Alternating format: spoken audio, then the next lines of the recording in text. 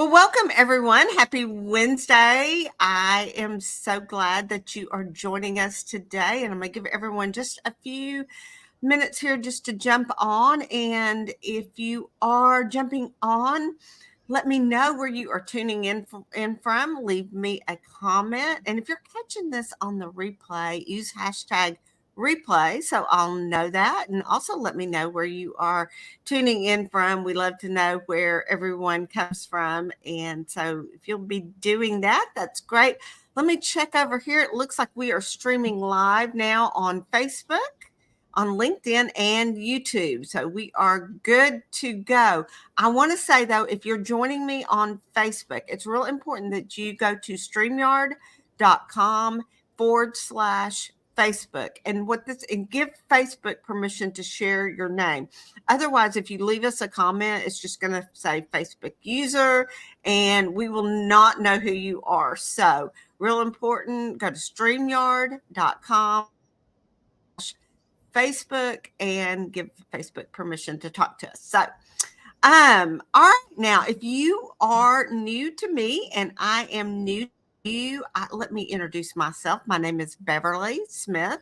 I'm the founder of Career Success Strategies, and as the former owner of a staffing and recruiting firm, I know firsthand what hiring managers are looking for, and so I use that knowledge now to help with mid and senior level professionals with building their resumes so that they can land the career of their dreams. So last week we talked all about the current hiring landscape and different challenges as well as opportunities that we're seeing. So if you missed that, make sure you go back and watch the replay. You can find that on my YouTube channel, which is at Beverly Smith Resumes, and make sure you click on the live tab, and all those videos that we have done in the past few weeks are there.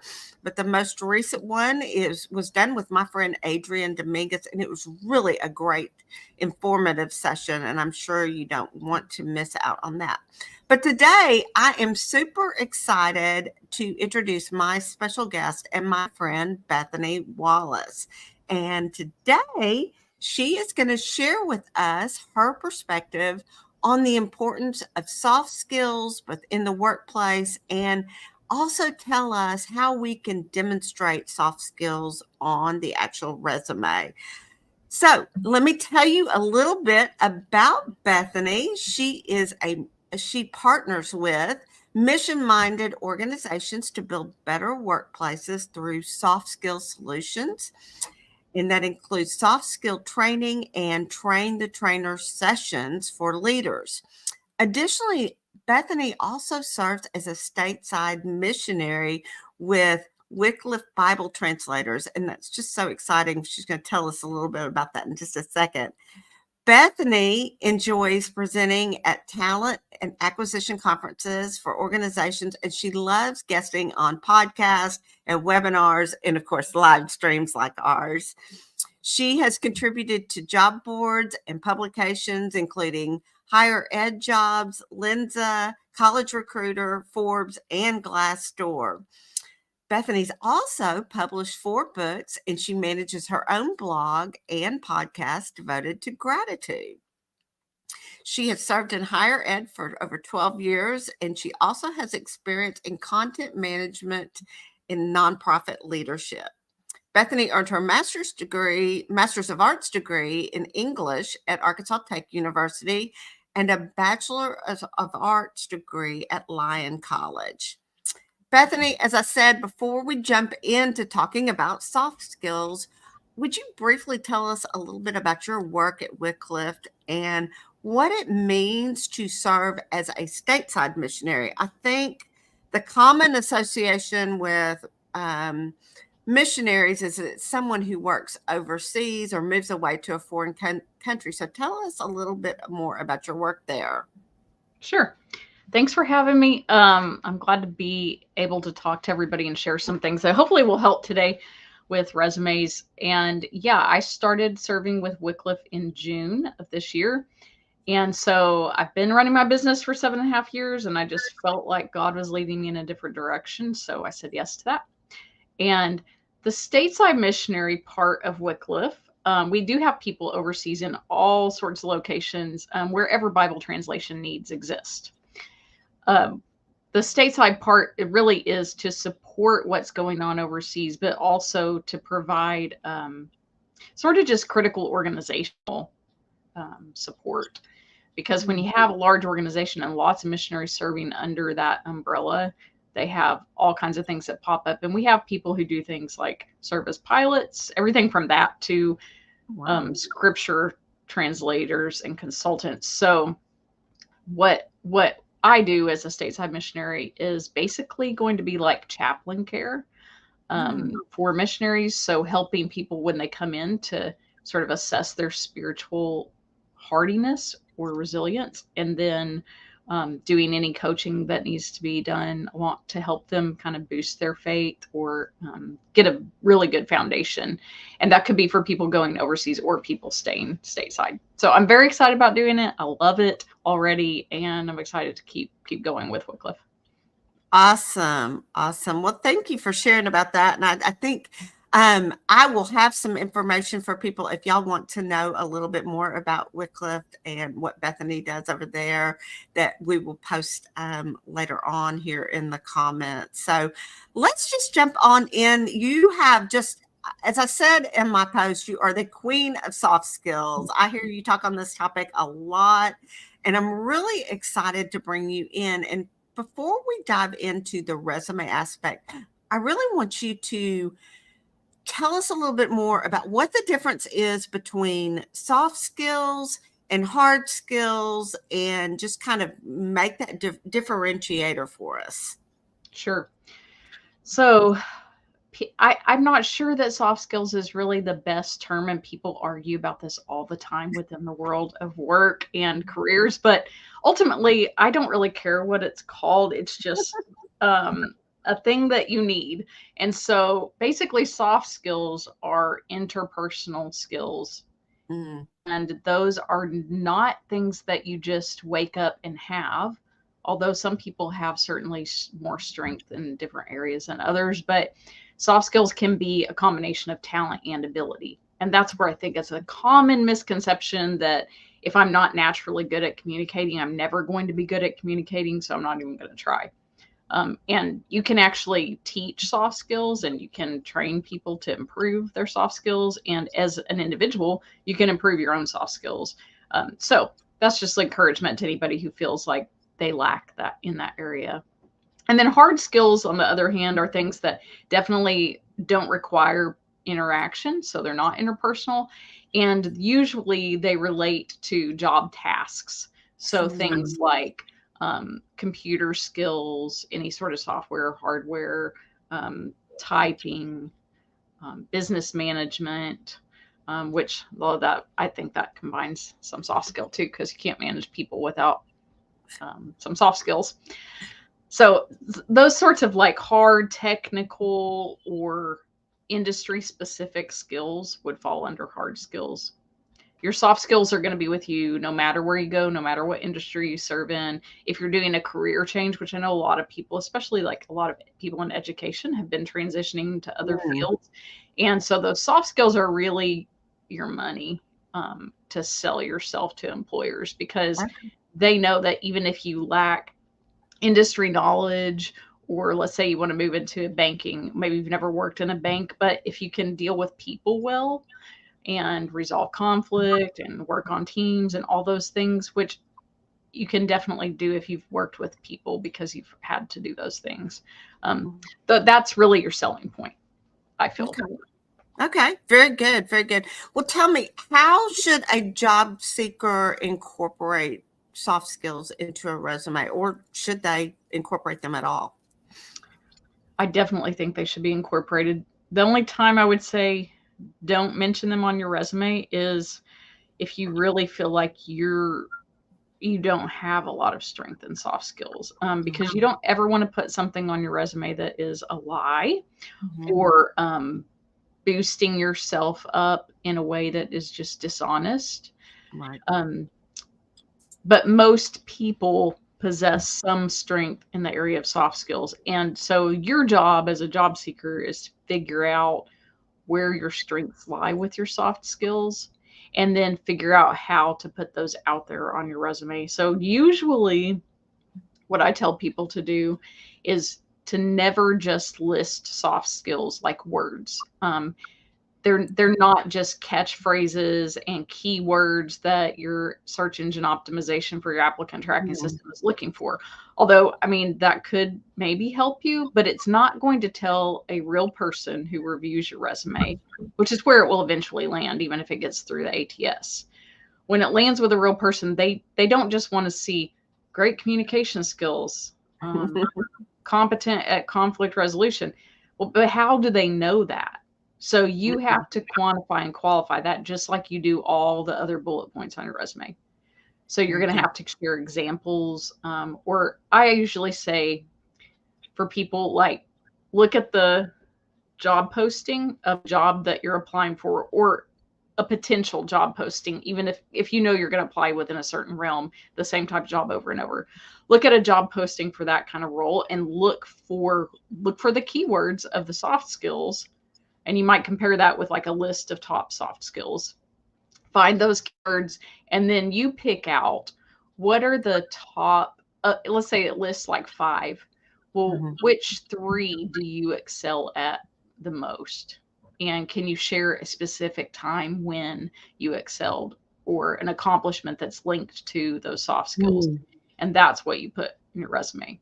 And as far as placement on the resume, I mean, I really think they need to be at the top because soft skills are desperately sought after right now. Mhm. The statistics are all over the place. You don't have to look very hard to find that all employers really need people with people skills. Mm. So you want to feature those on the front page of your resume, Sure. not bury it in the back. Very good. That's good to know. And I think also too, as you are in your different experience sections, it's really a good idea to showcase the context that you stepped into, the challenges that you faced, what actions you took, and the results. And those actions will include both soft skills and hard skills, Mhm. very much so. And it just, in my opinion, just gives so much more value and understanding versus, I mean, anyone could say that they have great communication skills, but give me an example. Help me understand that. Yeah. And I think, like, a lot of times when I know it's exhausting when you're looking for a job. I was not like really actively seeking a job, but for the last 3 years before I joined Wycliffe, I knew that I needed to do something different. I just didn't know what it was. So I kept occasionally applying for things. If people pursued me, I would send them my resume. And when you're tailoring your resume over and over, it's exhausting and it's really frustrating. And sometimes you can feel like, I don't want to put all this work into this thing. They're probably never going to even look at it. But the point is, if you really want to be considered for not just to get through that online system, but to get an interview, which that's the whole point of your resume, is just to land interviews. So if you want to get to that point where you can get an interview or earn an interview opportunity, then you've got to set yourself apart from other people. And I really think highlighting your soft skills is a good way to do that, especially I right now. I thoroughly agree. And here's the thing, as someone who's been in the recruiting space, I can tell you that if you do not tailor your resume, if you do not help the recruiter connect the dots to see why, because you may look at a job description and go, oh, I've got that. I am perfectly qualified for that. But you know all your background, it's in your head, and you've got to find a way to put that on paper in a way that a recruiter is going to look at that. And the sad truth is they're going to spend probably 6 to 10 seconds before they decide, A, I'm either continuing to read this, or B, I'm filing this and I'm moving on to the next person. Yep.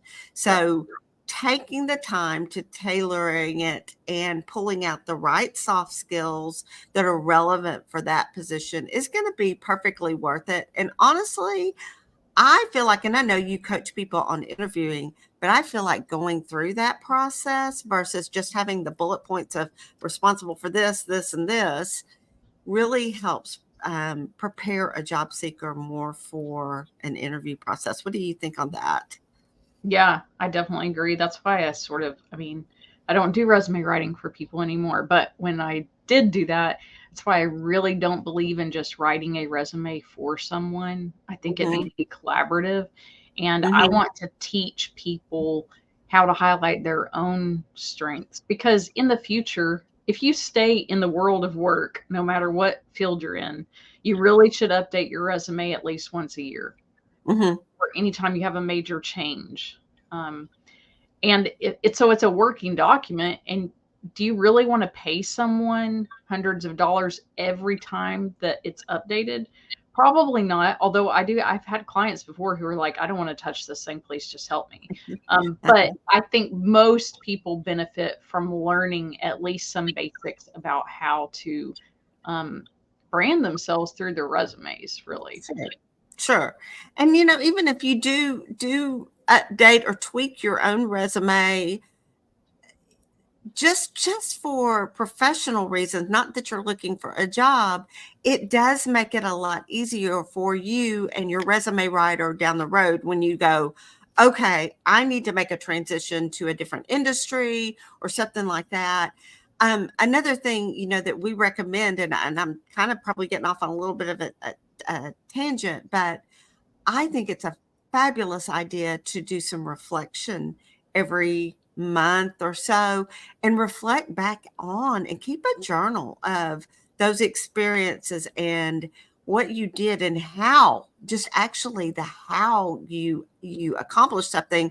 I mean, it's one thing to give an accomplishment and a quantifiable result, but tell me the juicy middle. I like to know the story. And I think that's where a lot of people fall short on their resumes and where you can really showcase your soft skills by telling that how you did something.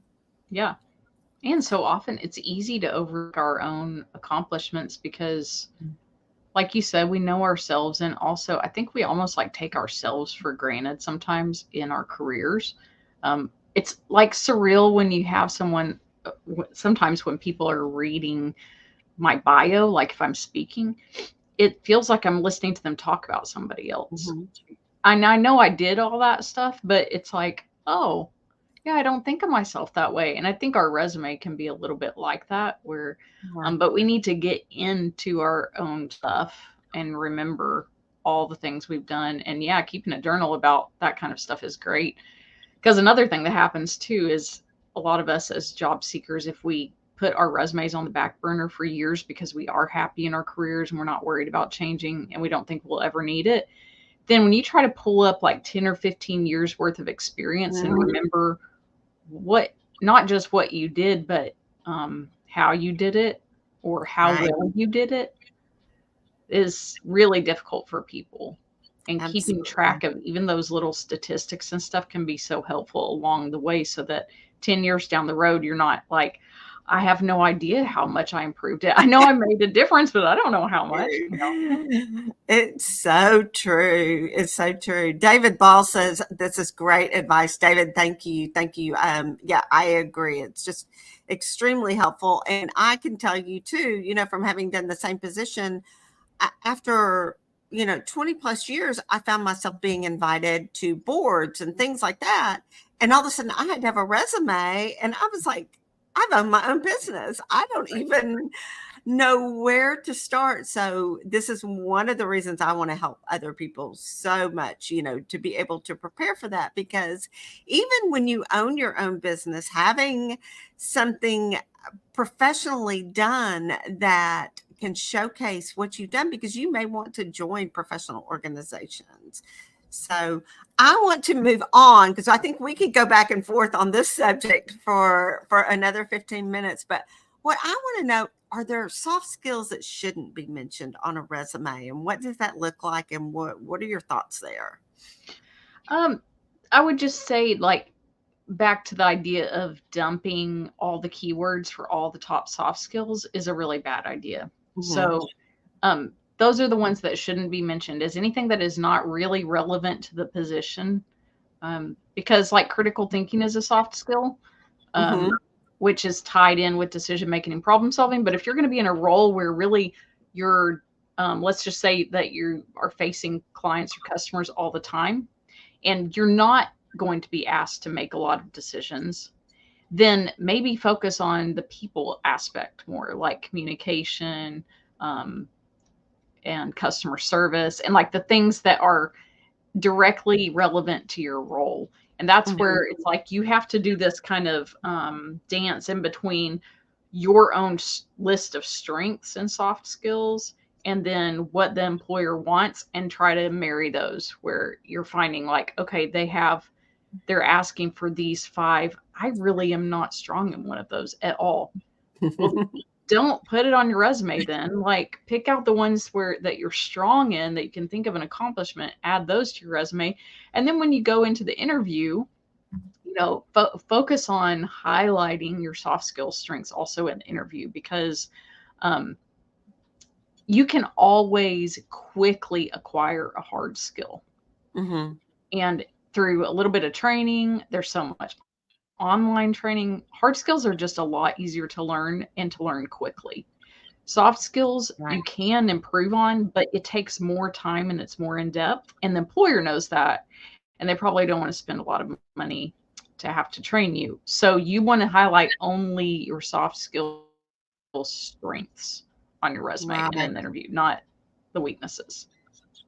So I did a poll. I'm in a group of resume writers and career coaches, and I did just a very informal poll of, it wasn't necessarily specifically soft skills, but it was words that are overused. And a few things that came up for them are things like hardworking, goal oriented, well rounded, results driven, even team player.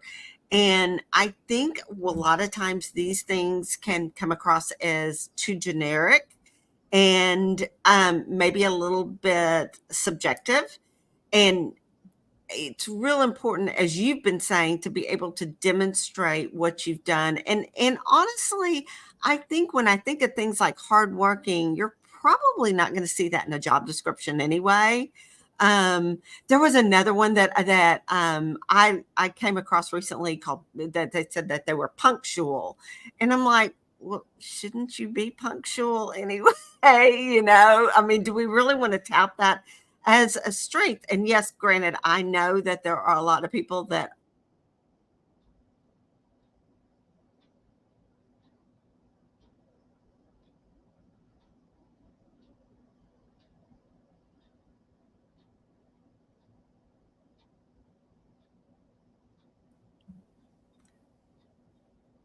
sorry, I think I froze up there for just a second. But I was Yep, going to that's say, okay. That's okay. I You're back. think it's such precious real estate on that resume itself.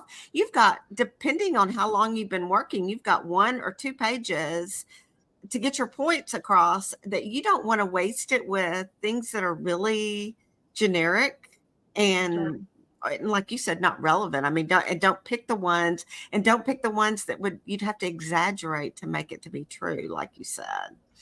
Yep. So, let me see. I think I had one more question for you. I guess that kind of gets all my questions I had. But what I want to know, Bethany, tell me a little bit about the best place for someone to find you online, and where people can learn more about you. Sure. My website is BethanyWallaceCo.com. And so you can also email me. My Gmail is the same, BethanyWallaceCo@gmail. I'm on Facebook. I have a Facebook page for my business. There's also LinkedIn I'm really active on, and that's just at Bethany Wallace. I guess I must have been like one of the first Bethany Wallaces because I got that. I have been on LinkedIn forever and ever. So Yes, you have. I love LinkedIn, and it's a great place to really build, your brand, I think. Yeah. So I think all job seekers really need to be on there if they're not. I think so too. Yeah. It's one of my set boxes, and I do know that's actually how you and I met, was through LinkedIn. And the crazy thing is we're practically neighbors.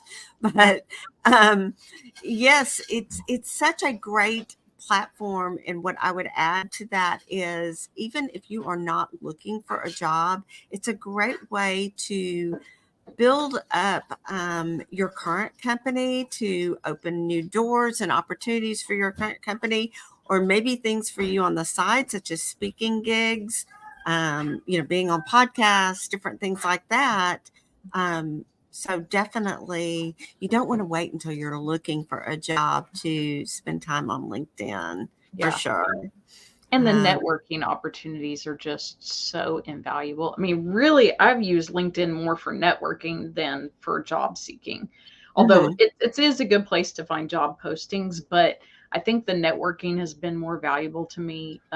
And sometimes my direct contacts will send me job leads mhm, directly that they think like I would be a fit for. But also just about um, like hearing from other people who are on a similar path and like what works for them and doesn't work. I think that's really something that's kind of sometimes we don't talk about LinkedIn, but when I started my business, I know that was so critical for me, was to look at what other career coaches or executive coaches were saying. And sometimes they would tell stories about like their nightmare clients or things like that. And so sometimes those things were like really helpful to me in sort of like, okay, noted. I'm going to try to yeah. do that. I'll do that, or I won't do that, or whatever.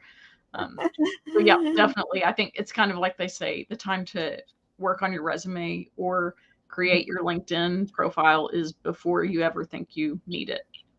Yeah, definitely. Definitely. I see way too many job seekers that come back to LinkedIn after being gone for years. And especially in today's stage with social media, it is such, if you're going to be on social media anyway, I would encourage anybody, especially if you're not job seeking, but you don't really want to just go down the rabbit hole of being on social media all the time. Hey, set a timer and just be on LinkedIn even once a week for 10 to 20 minutes, and don't just lurk, but actually engage on the platform and things like that. Simply by commenting, by following great people like you and myself. One of the things that I think too is that LinkedIn is such a great opportunity, like you said, to network, but to also uncover those hidden Mhm. opportunities. Yeah. Um, Yeah. And a lot of times, like I've never done headhunting for people or search for jobs on behalf of people. But sometimes I just see things like when I am working with someone, or maybe I worked with them 7 years ago, and occasionally still I'll see job postings that my own friends post on LinkedIn and go, oh, I wonder if she's still looking for anything or if she's open to other things. And I send it to people. So, just I think there's a lot of give and take that happens on LinkedIn like that, that can be so beneficial. And if you're not on it, then you can't participate. So, Would you, back to the soft skill subject, would you advocate putting soft skills in your LinkedIn profile? I do. There's not really a great specific spot for that. There's the skills section, which Mhm. only allows you to use those keywords. And I mean, I think it's fine to add them into that section if you want to, because that's the platform's way of recognizing those skills. But also, I would say in your summary about Mm, yourself on your profile is really the yeah. best place if you're going to feature something like that to. And really, if you do a great job, that's a good thing about if you work with a great resume writer like Beverly and you do all the hard work to get those soft skills pinned down and the wording really well done, then you can use your resume in so many places on your LinkedIn Mhm. profile afterwards. Yeah, So it really def- simplifies that process a lot. definitely. And I would add to that too, that let LinkedIn be a little bit more conversational. Pretend you are networking with someone. And so you can actually talk in first person, but you can take some of those experiences that we've nailed down from your resume and bring that out and then do that in the about section, which, by the way, for anyone that's interested, my team and I, we do write the LinkedIn headlines and the summaries or about sections. So that is something that we can definitely help. And it just, what I have found as a recruiter, when we get your resume, we read your resume, and then we go over to LinkedIn to check you out to see what else we can learn about you. What kinds of things are you talking about? What kinds of things are you posting about? Where are you active? And this is another reason why doing more than just the basics on the platform is huge. Put your volunteer activities, post about them, share with your network, that maybe you helped out with feed, did one of those feed the funnel things, and post pictures about that and talk about that. So definitely. Well, Bethany, this has been great. Thank you so much for your time today. And I've really enjoyed having you on. Yeah, thank you. Thank you for having me. And I hope that our conversation will maybe help people who are a little bit stuck or not sure how to highlight those soft It's skills. definitely it was a good starting place to really get people thinking about how to incorporate that. Well, guys, we've covered a whole lot of information. I'd like for you to tell me in the comments what your biggest takeaway was, or tag someone that you think could benefit from watching this so that they'll be sure to see it. And again, you can always catch the replay as well on my YouTube channel, which is at Beverly Smith Resumes, and just go to the live tab. And make sure that you are following us both on LinkedIn. I put all of Bethany's social media channels, as well as a link to her Wycliffe Bible translator information there. So make sure that you check that out. But I want you to make sure that when you go to our profiles, several of you may be already connected with us or following us, but make sure you click on that bell in the right-hand corner, because that way you can see every time we post. And both of us post some really good, useful information that I know that you don't want to miss. So, and as a reminder, I work with mid and senior level professionals. So if you're ready to invest in a professionally written resume, or you need help with your LinkedIn headline and summary, just send me a DM and let's talk further about that. So next week, I have another special guest. I'm really excited. Janine Bennett is going to be joining us to talk about what she is seeing as far as job search strategies in today's market. And it's going to be really valuable. So mark your calendars for next Wednesday at 12:30 Central Standard Time. And I hope you have the great rest of the week. Bethany, thank you again. And I will see you on my next video.